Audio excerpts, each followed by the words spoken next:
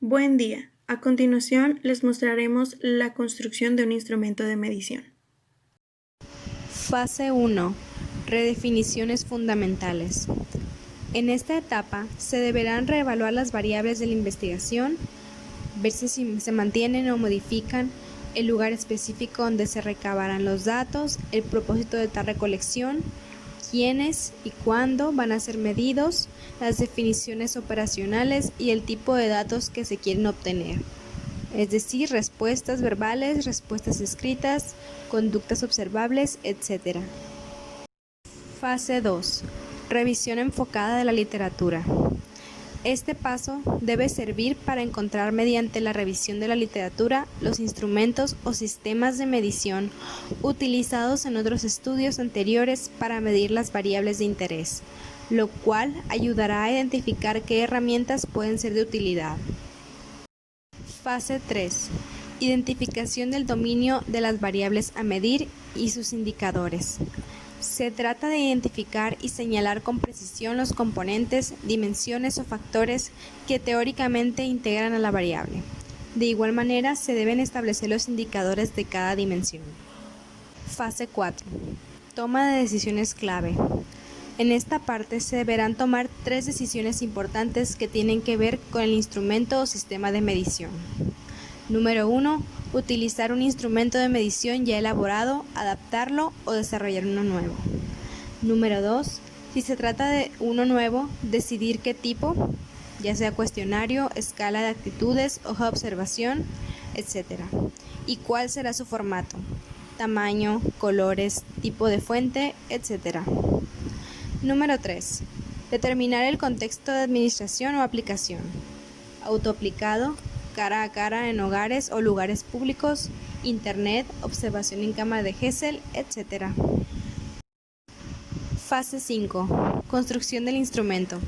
La etapa implica la generación de todos los ítems o reactivos y o categorías del instrumento, así como determinar los niveles de medición y la codificación de los ítems o reactivos o categorías de observación.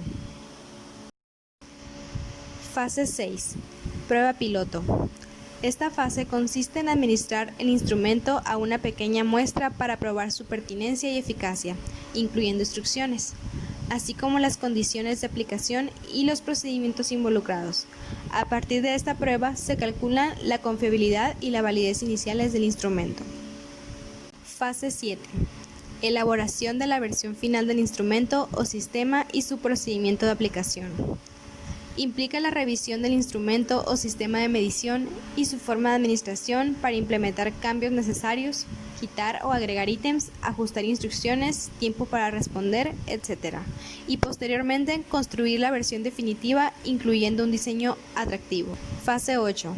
Entrenamiento del personal que va a administrar el instrumento y calificarlo. Esta etapa consiste en entrenar y motivar a las personas que habrán de aplicar y codificar las respuestas o valores producidos por el instrumento o sistema de medición. Fase 9. Obtener autorizaciones para aplicar el instrumento. En esta etapa es fundamental conseguir los permisos necesarios para aplicar el instrumento o sistema de medición por parte de personas o representantes de organizaciones que estén implicadas en el estudio. Fase 10. Administración del instrumento. Aplicar el instrumento o sistema de medición a los participantes o casos de la investigación.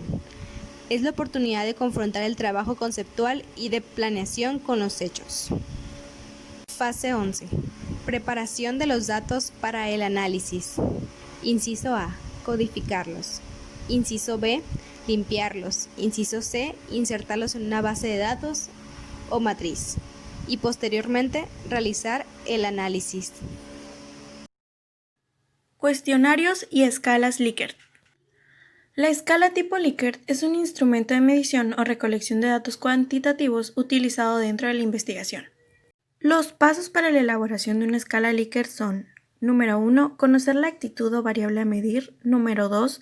Elaborar ítems relacionados con la actitud o variable que se quiere medir. Número 3. Administrar la escala a una muestra de sujetos que van a actuar como jueces. Número 4. Asignar los puntajes a los ítems según su posición negativa o positiva. Número 5. Asignar los puntajes totales a los sujetos de acuerdo al tipo de respuesta en cada ítem.